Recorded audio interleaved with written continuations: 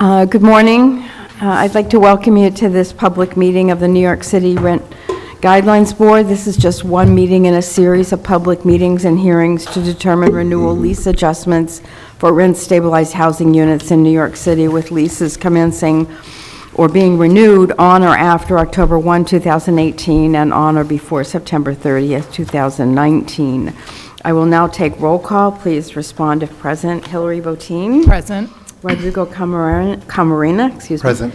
Shayla Garcia is absent. Leah Goodrich. Present. Cecilia Hosa. Present. David Reese. Present. Scott Walsh. Present. And Kathleen Roberts present.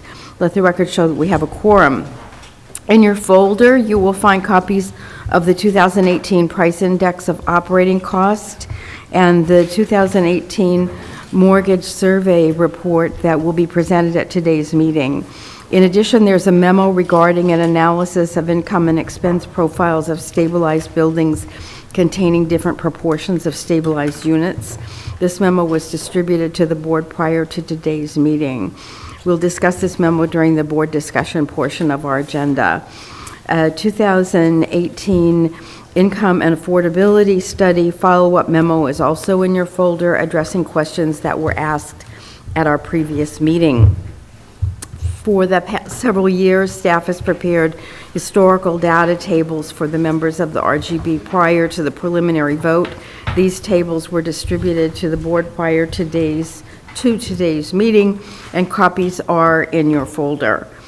After the presentations of the RGB reports, we have a guest speaker from New York State Homes and Community Renewal, Deputy Commissioner for the Office of Rent Administration, Woody Pascal. Our next meeting will be here on April 19th, starting at 9:30 a.m., and is tenant-owner invited group testimony day. Owner and tenant members should get your list of speakers to Andrew by April 16th. As stated on our schedule, speakers representing apartment owners are scheduled for the morning session, and apartment tenant representatives are scheduled to begin at 1 p.m. Hotel tenant testimony begins at 3 o'clock, followed by hotel owners at 3:45. The preliminary vote for rent-stabilized renewal lease adjustments will be held on April 26th at the Great Hall, Cooper Union, 7 East 7th Street in Manhattan, starting at 7 p.m. There are copies of the most current 2018 meeting schedule in your folders, and it can also be found on our website, nyc.gov/RGB. Copies of our schedule are here today. Please note that the public hearings and final vote meeting are being finalized and will be released to the public shortly. Please note that the annual filing of the Conflicts of Interest Board Financial Disclosure Report filing period has begun. The filing period will end May 4, 2018. Please note a change to this year's filing procedure. The filer's receipts will now be emailed directly to the filer upon submission of his or her annual disclosure report as proof of submission. It is no longer necessary for you to return a signed receipt to the RGB. I will now introduce Andrew, who will be presenting the 2018 Price Index of Operating Costs. Please note that there are copies of this report here today, and it will be made available on our website after the meeting.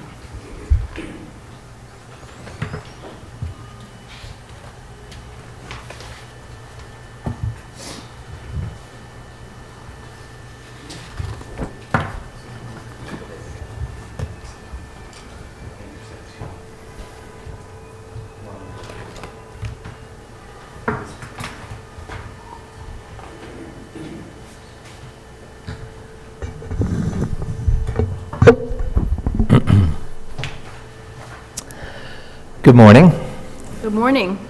The New York City Rent Guidelines Board Price Index of Operating Costs gathers prices for a market basket of goods and services used in the operation and maintenance of rent-stabilized buildings in New York City, and uses these prices to estimate price changes from one year to the next. Changes in the overall price, PIOC, result from changes in the prices of individual goods and services, each weighted by its relative importance as a percentage of total operating and maintenance expenditures. This is the same approach we use for the Consumer Price Index and other similar indices, but the PIOC specifically analyzes the goods and services typically purchased by owners of buildings containing rent-stabilized units in New York City. In order to reflect current expenditure patterns, and for the fourth consecutive year, RGB staff used the expenditure patterns presented in the most current income and expense study to update the component weights for the 2018 price index of operating costs.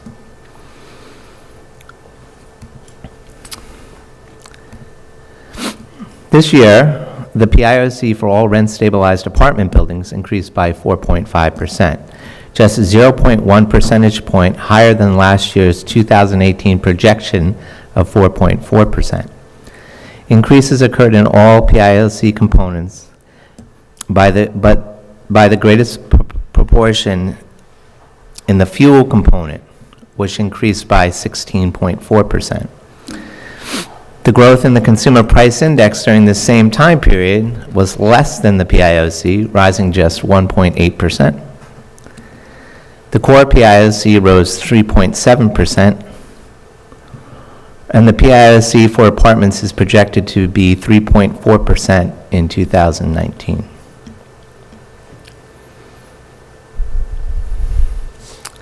Here is an overview of the changes in the apartment PIOC, which we'll go into detail shortly. Increases occurred in all the components. Notably, fuel increased 16.4%, the greatest proportional increase in this year's PIOC.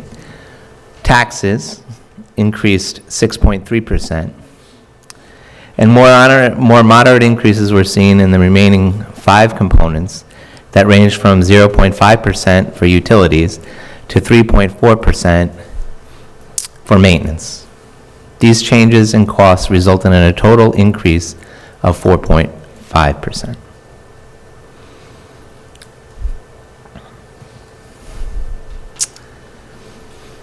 So the price index is made up of cost weights and price relatives, which is a measure of change in cost from one year to the next. So in the PIOC, we identify prices for various items that are representative of operating costs for apartment buildings. And the importance of each of these items is calculated, in calculating the PIOC, is what we call its weight. This should be based on how much owners have spent in the past for that category of expenses. The change in price or cost is referred to as the price relative. So 5 years ago, we did an analysis of RPIE data and concluded that we should now use that data as the source for the component weights, so they're most current. So we first implemented this change for the 2015 PIOC. So for this particular price index in 2008, the component weights reflect the actual cost reported by owners in 2016. So we're using weights from 2016, which is the most current data available. They replace weights that were more than 30 years old and are considered a more accurate representation of owners' expenditure patterns.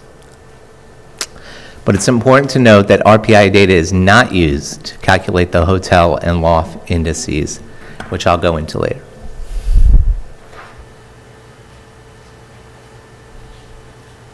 So before we go into all the different components, I think it's important to note where we get this data from.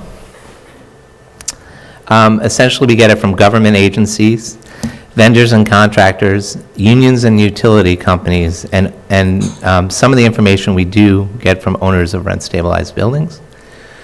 So about 37% of all the data that we use is from government agencies. Vendors and contractors, 27%. Unions and utility companies, another 18%. And finally, we get about 17% of the cost data from owners of rent-stabilized buildings. Yes. Is there any reason to expect that any of those categories is more or less reliable than the others? No, I think they're all reliable. The point is that Unlike the RPIE data that's all owner reported, we actually go out to other sources to get the data. But the data that we do receive from owners, we actually verify. So that's, in particular, it's insurance information, non-union labor information, and also management company fees. So those are the 3 items that we get from owners, and we verify every price that comes in. So if, whatever they put down, for example, we call the insurance company and validate that's indeed correct. So I'm very confident in that data.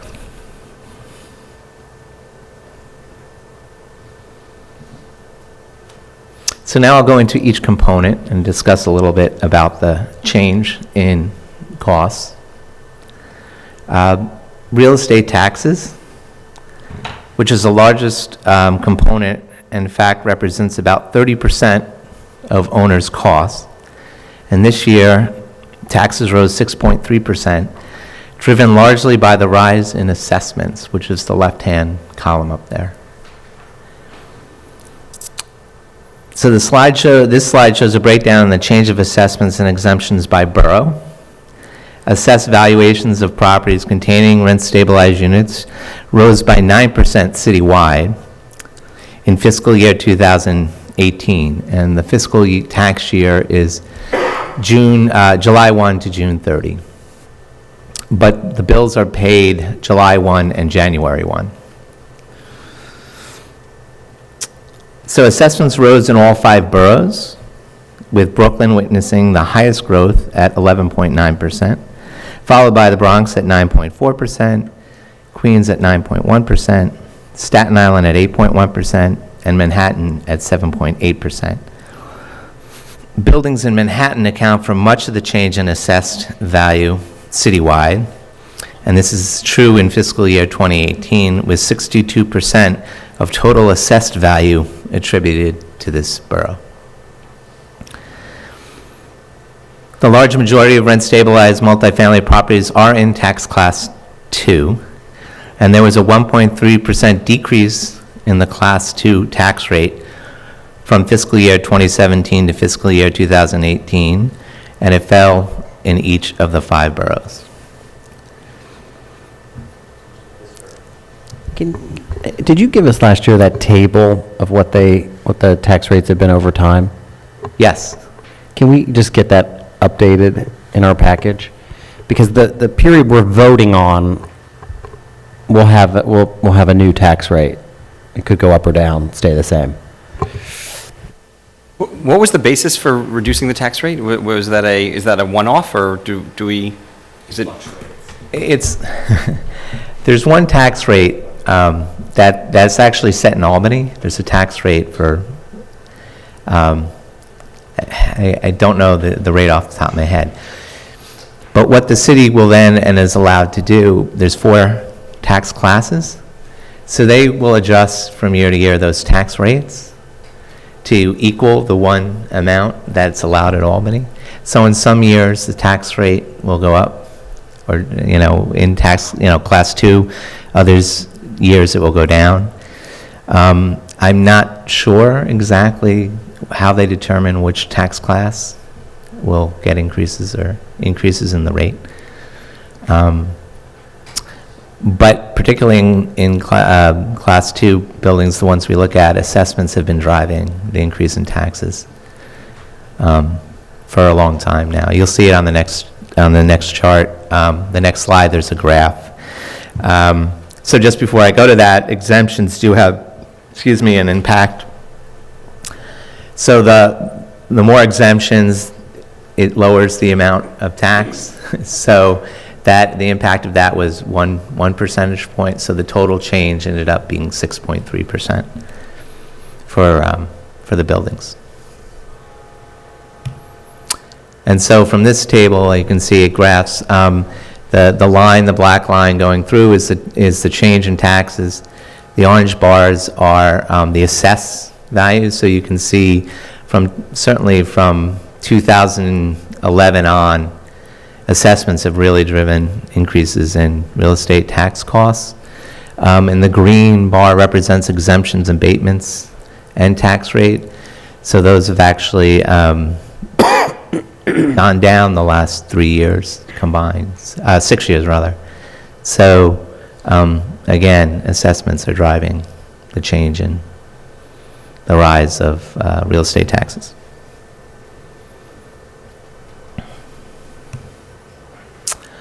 So now I'm going to go to labor costs. The price index measure of labor costs includes union and non-union salaries and benefits, in addition to Social Security and unemployment insurance. The cost of unionized labor makes up about 2/3 of the labor cost component, and the entire labor cost component comprises about 16.7% of the overall price index. So labor costs rose 3.2%, 0.9 percentage points less than last year's rise of 4.1. The rise in labor costs was due to increases in union and non-union wages, as well as rising costs in healthcare and pension contributions. Wages comprise 3/4 of the labor cost component. Non-union pay increased by 5.1%, and unionized wages also rose, rising a combined 2.7%. So if you combine specs 201, 202, and 203, it's 2.7%. Health and welfare benefits, which comprises more than 21% of the labor cost component, increased 1.7%. And unemployment insurance went down. It doesn't have a very large weight in the labor cost component, but it's notable as unemployment goes down, that unemployment insurance follows.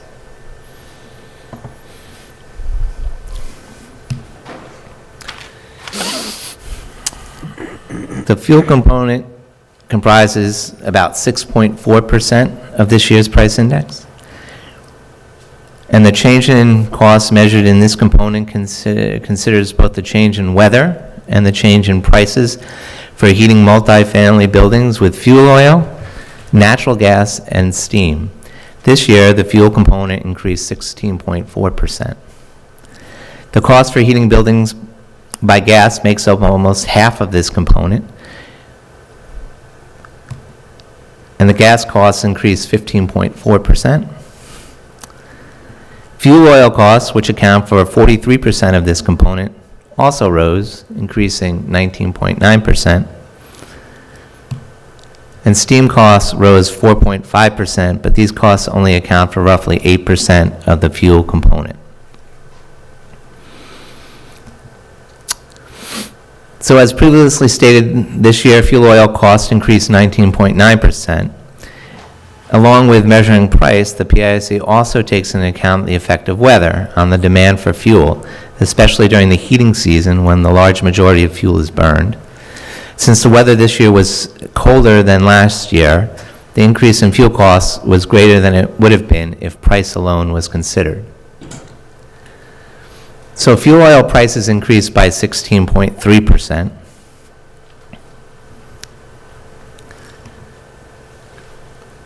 Which is made up, we take number 2 fuel oil and number 4 oil. So price increases for each grade was 15.4% for number 2 and 17.9% for number 4. But as you can see, fuel oil costs increased 19.9% because it was a colder year than previous year, about 3% colder. And this is a similar, we just represent this using fuel oil costs, but a similar thing is done with gas costs as well. So we take into effect the change in colder weather for gas costs as well, but we're just illustrating it with fuel oil costs. I have just a question on the fuel. Sure. So number 6 is no longer allowed to be used. Correct. In the city. So I don't know if board members understand, but number 6 was kind of closer to crude oil, very sludgy, required extra heating, but was traditionally in older housing stock. So anything built before 1970 would have probably had number 6. Number 2, my estimation would be it would only be in projects built after 2000, which I don't know if we know how many that's in our subset, but It's about, of this component, of the fuel oil, it's about 27%.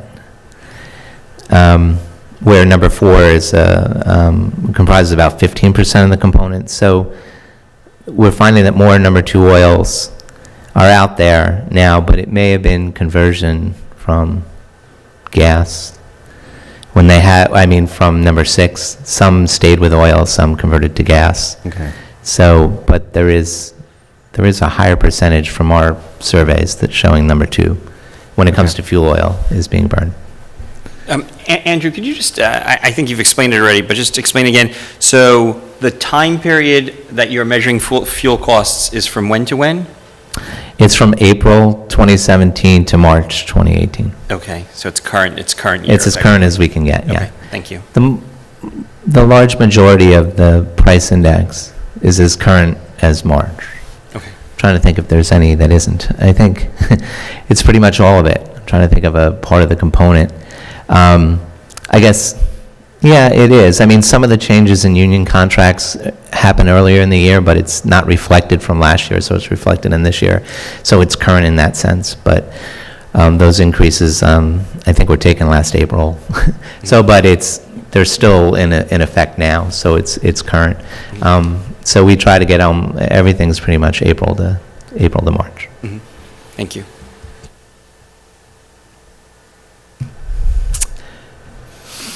So now onto the utilities component, which increased 0.5%, and it makes up about 10% of the PIOC. Non-heating electricity costs, which account for over a quarter of the weight in this component, increased by 1.5%. While non-heating gas costs, which account for less than 1% of the utilities component, rose 10.6%. But the growth there was no growth in water and sewer rate because there was a rate freeze, and that makes up about 73% of this component. So that's why it's only we see only an increase of 0.5% in the cost for this particular component. Does the freeze have an end date? Was it a special? They haven't come out yet, as far as I know. I haven't looked. Usually, they used to meet before we released the price index, but they haven't done that in the last couple of years. So I don't know if they're planning a rate this year or not, a rate increase.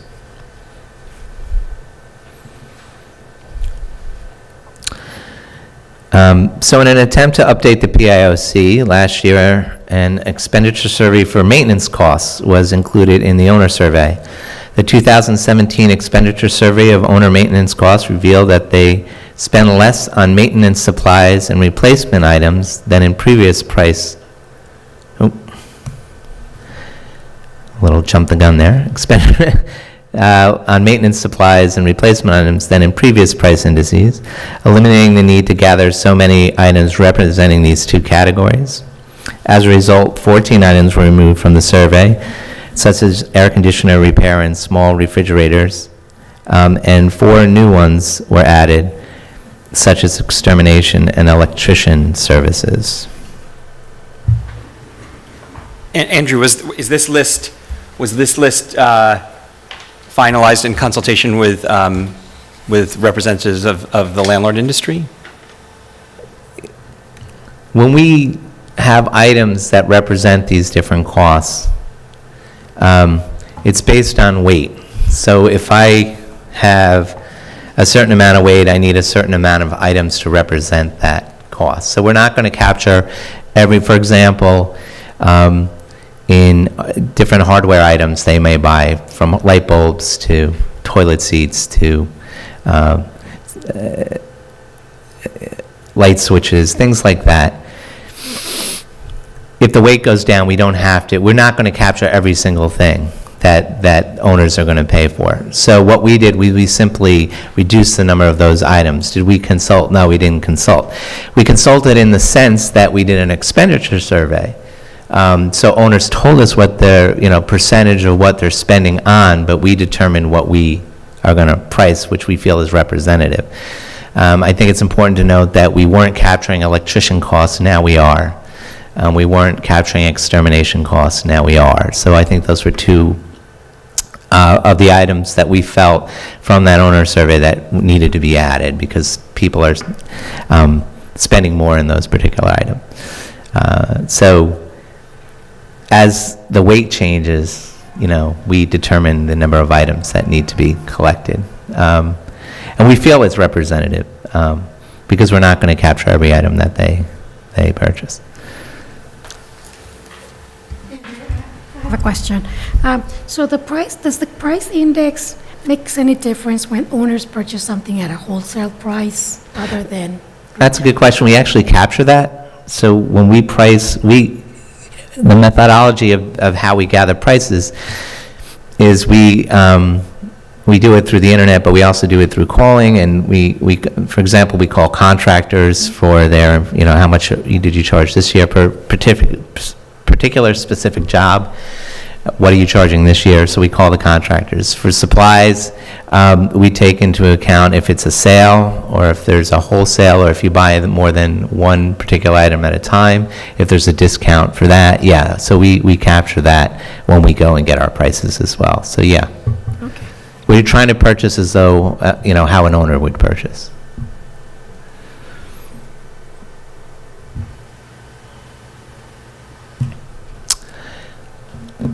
So with the changes in the weighting due to that expenditure survey, maintenance component increased 3.4% this year.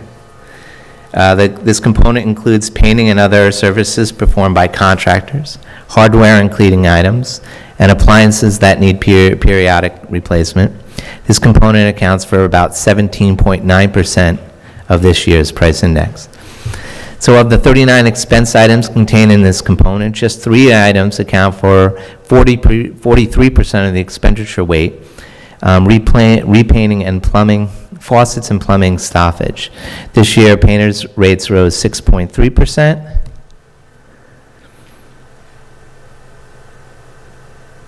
And plumbing rates increased at a slower pace, rising 2.7%. Other increases of note were boiler repair, which was up 3%, floor maintenance up 3.2%, and roof repair up 3.8%. And these different categories represent 6 expense items and account for nearly 19% of this component. There were also rises in the 2 items newly added this year, extermination and electrician services, which rose by 1.5% and 0.5% respectively. And these 2 new items account for about 12% of the component. Andrew, are there things that are borderline between maintenance and capital improvements, like repointing, and are those captured at all, or we just don't pay attention? No, when we send out the expenditure survey, we're asking about operating and maintenance expenditure. We're not asking about major capital improvements. You can have a roof repair, or you could have a roof replacement. The roof replacement. It's not a roof replacement, it's roof repair. Right, exactly. So we're looking at the operating and maintenance of the building, but not capital improvements.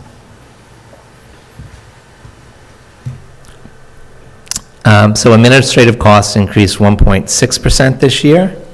And this is made up primarily of fees paid to management companies, accountants, and attorneys. And it makes up, which about 87% of this component. A large portion of the growth in the administrative cost component can be attributed to a rise in management company fees, which rose 0.8%. And they comprise about half of this component. Accounting fees increased in this year's PIOC by 2.6%, and attorney fees rose 4.5%. They can account for about 34% of this component. Communications, which accounts for just under 6% of the component, decreased by 4.5%.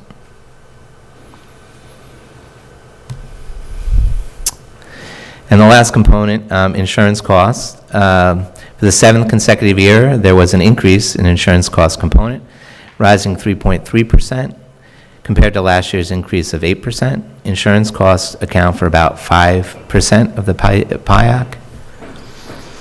Changes in insurance costs for owners vary by the amount of the policy. Policies that cost more than $6,283, which represent half of all verified insurance quotes, saw an increase in costs of about 3.1% upon renewal. And meanwhile, buildings with policies of 6,283 or less saw an increase of 4.7%.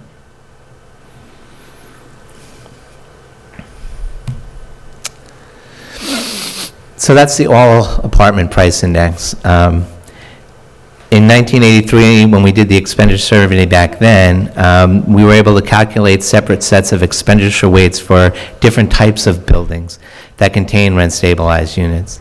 In addition to the all rent-stabilized apartments, the PIOC includes separate indices for buildings constructed before 1947 and for buildings constructed in 1947 or later, or post-1946 buildings, as well as for gas-heated and oil-heated buildings. Typically, buildings constructed before 1947 incur a lower percentage of operating and maintenance costs for property taxes and labor costs than post-1946 buildings. However, fuel costs for heating pre-1947 buildings represent a significantly higher percentage of total operating and maintenance costs. So as a result, total costs in pre-47 index rose by 4.9%, while costs in the post-1946 index rose by a lesser amount of 4%. Indices were also calculated for different types of heating systems. These heating system indices differ from the price index for all apartments because the expenditure weight for fuel component differs from index to index.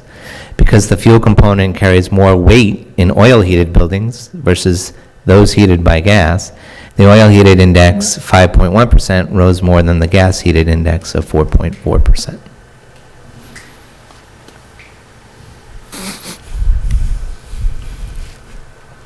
So now I'm going to go and discuss the price index for all rent-stabilized hotels. The price index for all rent-stabilized hotels increased 3.9% this year, a 2.4 percentage point difference from the 6.3% rise in 2017. 6.3% rise in 2017. It is important to note that the hotel PIOC was not reweighted using the most current real property income and expense data.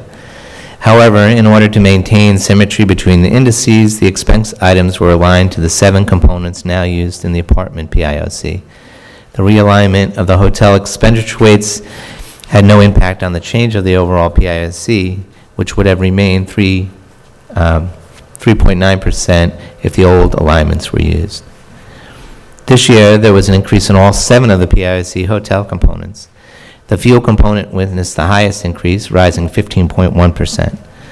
The fuel component accounts for nearly 14% of the entire hotel index. The remaining 6 components witnessed more moderate cost increases, with labor costs rising 4%, maintenance 3.8%, insurance costs 3.3%, taxes 1.3%, utilities 1.2%, and administrative costs 0.3%. In addition to all hotels, we can break out the indices for each of 3 categories.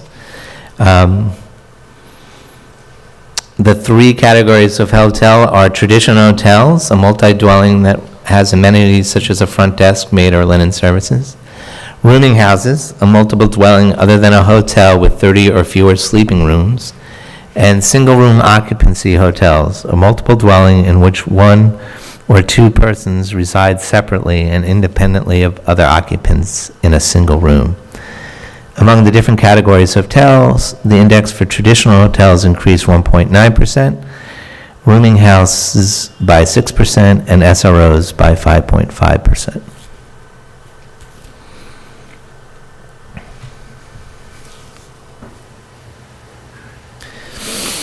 So now the Loft price index. Similar to the hotel index, Loft's PIOC expenditure component weights were not reweighted using the RPIE data. However, the Loft expenditure items were placed into the 7 components used in the apartment PIOC, except for the attorney fees expense item, which has traditionally been its own separate expense component. Therefore, the Loft index has 8 components.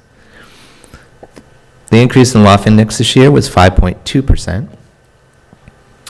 Increases in costs were seen in all 8 components that make up the index. Fuel costs witnessed the highest rise, increasing 19.6%, followed by increases in taxes of 6.3%. More moderate increases were seen in administrative costs, legal of 4.5%, labor costs 3.8%, maintenance 3.6%, insurance costs 3.3%, administrative costs other 1%, and utilities 0.2%.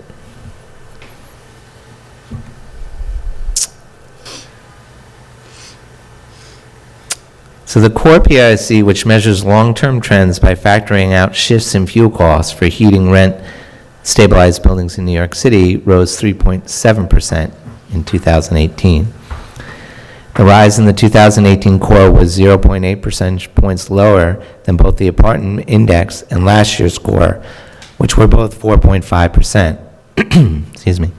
The core PIOC rose at a slower pace than the overall PIOC because fuel costs, which were not used to calculate the core PIOC, increased by 16.4%.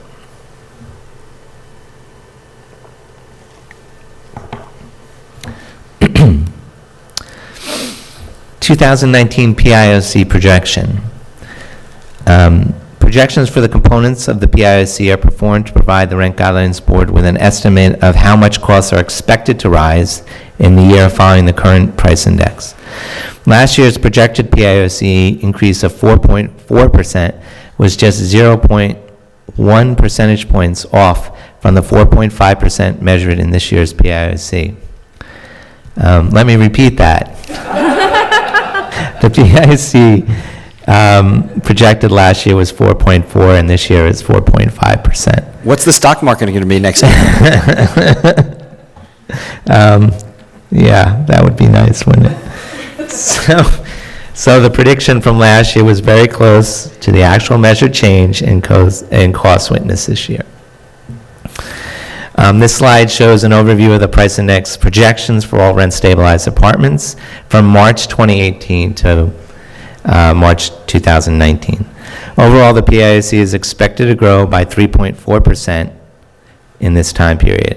Costs are predicted to rise in each component, with the largest growth of 5.7% in taxes, the component that carries the most weight in the index.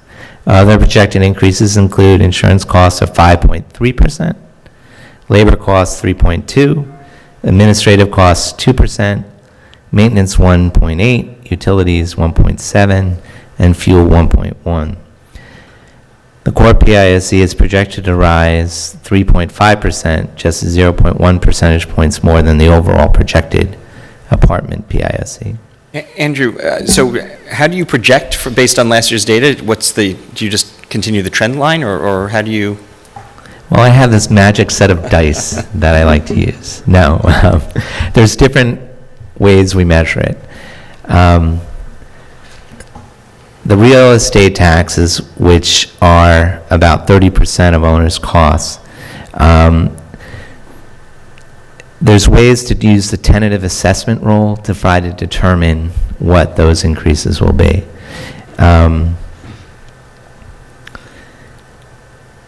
The Independent Budget Office does that for us, and it's a similar formula that's used, I believe, by Finance and OMB, and even the City Council has its own person who tries to predict real estate taxes. That's dependent somewhat on if the tentative assessment rule changes, which it almost always does. So we try to make an adjustment for that if we can. We took the trend over a certain amount of years to see how much we should reduce what we think are going to be the costs. So that's one way we do it. So for the biggest expense, we do that. But something like fuel, we look at what projected costs are going to be, not what we do, but the IEA, which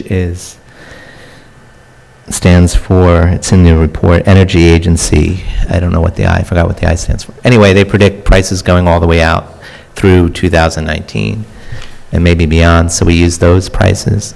We assume a return to normal 5-year weather trend. Utilities, we usually use the projection from what the water board is going to do because it's such a large apportionment of that utilities. Since that didn't come out, we used a 4-year average of what happened the last 4 years. So there's different ways. Some are trends, some are a prediction of prices. So when I joke about the 4.4% and now it's 4.5, we were it's all these things change over time, and particularly fuel and real estate taxes are sometimes hard to project. Insurance costs lately have been harder too. So all these factors, we do the best we can, but And the reason why it's part of the rent stabilization law that we're required to predict costs going forward. And when I get to the commensurate adjustments, there's one, it's important to note that there's one that uses that projection. And so that we would have to do it regardless because it's in the law, but it's in that particularly, the traditional formula includes the projection. So that's essentially how we do it. It's in, take a look at the methodology in the report, it explains it a little bit more, so. Oh, and here are the commensurate rent adjustments. So each year, the board is obligated to formulate guidelines, and the law only gives very general criteria. I.e., the board considers mortgage financing, income and expense data, tenant income, housing affordability, the price index, and other factors in setting the guidelines. One tool the board has used since its inception is called the commensurate rent adjustment. What the commensurate rent adjustment determines is how much would rents have to change to keep the net operating income, NOI, constant for owners of a rent-stabilized building. In other words, if the net operating income was, say, $40 and the income was $100, how much would rents have to change to keep that NOI at $40 in absolute fixed dollars? How much would rents have to be adjusted to keep the NOI figure constant? The first commensurate method is called the net revenue approach. While this formula takes into consideration the term of leases actually signed by tenants, it does not adjust owners' NOI for inflation. The net revenue formula is presented in two ways. First, adjusting for the mix of lease terms, and second, adding an assumption for rent-stabilized apartment turnover and the impact of revenue from vacancy increases. So under the net revenue formula, a guideline that would preserve NOI in the face of this year's 4.5% increase in the PIOC is 3.5% for a one-year lease and 6.25% for a two-year lease. And using this formula and adding an assumption for the impact of vacancy increases, it would be 1.75% for a one-year lease and 3% for a two-year lease. Andrew, could you just explain the intuition as to why it goes down when you take into account vacancy? I just don't understand the intuition as to why it goes down when you take that into account. Right, so we know a certain percentage of units that are rent stabilized take a vacancy increase. We determine that by the HVS. We know that number by the HVS. So if you're looking at all rent-stabilized units and NOI for owners, this particular formula includes the idea that they're going to get increases when a vacancy lease is signed. That increase we determine using HCR data as the median increase is 11.4%. So that has to factor into, if you're considering this formula, you have to factor in that percent increase upon vacancy. So when you add the vacancy factor, as long as it's a higher increase than your price index, which is the case it is, you're going to see lower one-year and two-year lease adjustments. So that's where the vacancy comes into play.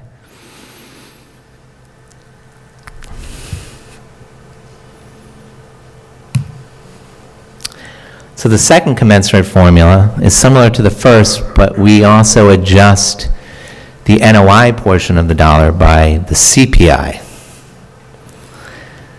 And this is commonly known as the CPI adjusted NOI formula.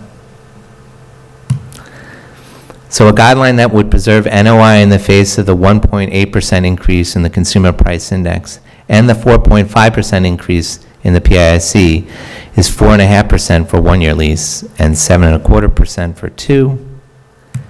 Guidelines using this formula and adding the estimated impact of vacancy increases are 2.5% for one-year leases and 4.5% for two-year leases.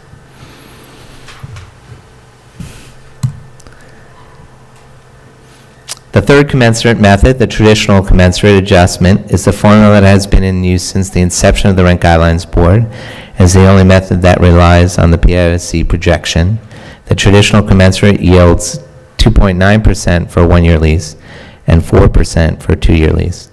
This reflects the increase in operating costs of 4.5% found in the 2018 PIOC and the projection of 3.4% for 2019.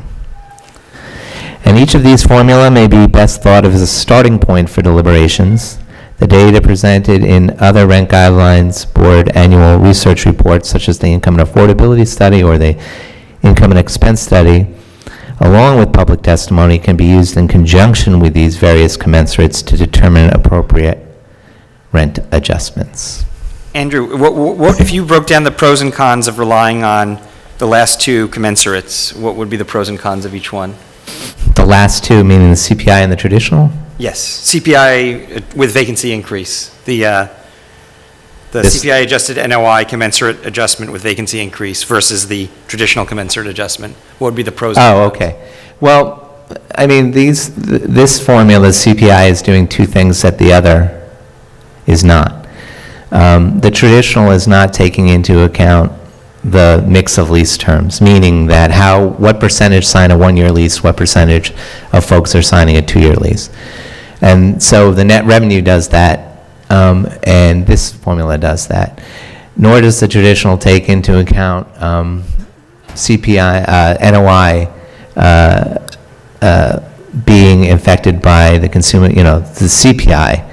So we try to adjust the NOI portion of the dollar. So if you have 60 cents going to operating and maintenance costs, we adjust that by the price index, so the 4.5%. The NOI has to be adjusted by CPI, so it's 1.8% is put on that part of it.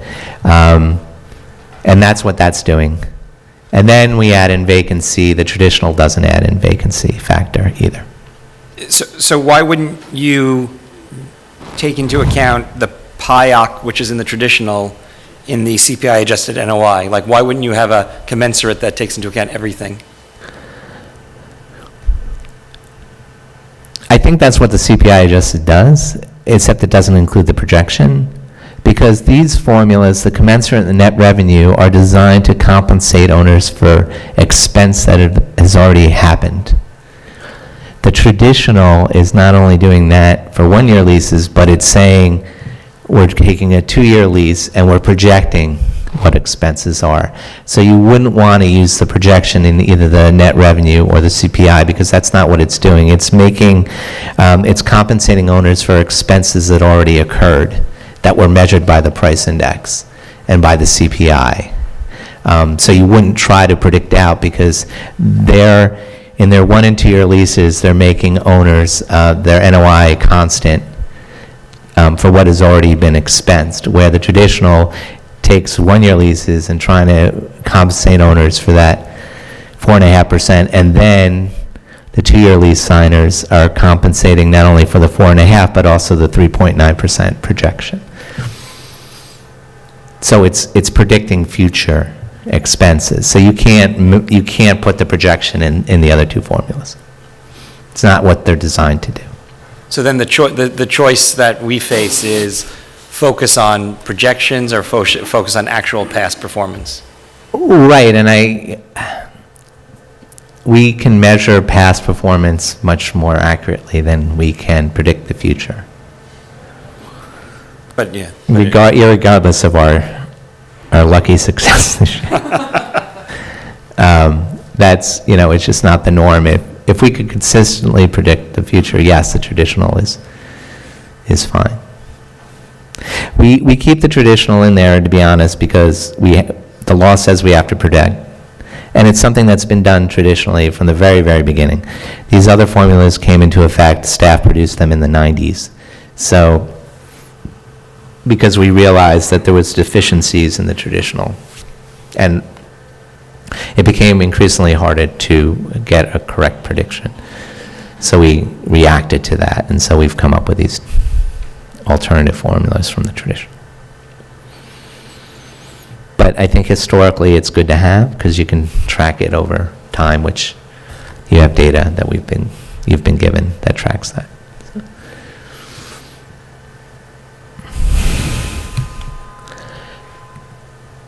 So I'm pretty much done.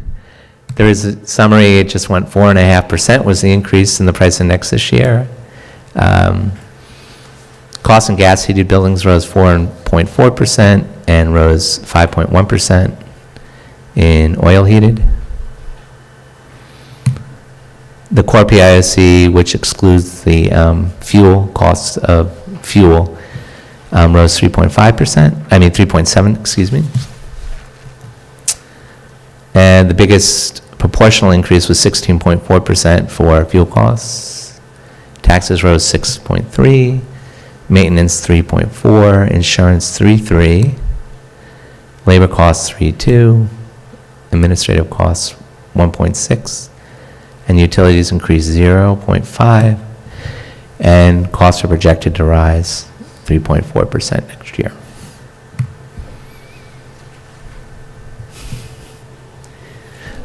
Is there any Questions? Yeah, question. For Andrew on the PIOC? Is it safe to say that the core PIOC is pretty consistently raised faster than the CPI? The core, certainly in recent years, yes. And that's predominantly, it's just taking out fuel costs, but the biggest factor, I think, in the difference between the CPI and the price index is real estate taxes. It's such a large portion of owner's expense. It's 30%, it's nearly a third. If those continue to keep rising at these rates, they're always going to outpace the CPI, and that's really what's happening. So once you remove the fuel costs, it's still going to be higher because of that real estate cost component. If we want to remove that, you don't want to go down that road. But I'm just saying that is the difference, the big difference between the CPI and. Could you just give us a chart over the last 10 years, just the CPI with the core PIOC and the PIOC, just to see how they... It's in that chart that It's in here? was sent Okay. around. Oh, it's in our stuff? It's in there. I sent it around. It's also in your folder. Okay, great, thanks. If I can only make everything happen that quickly.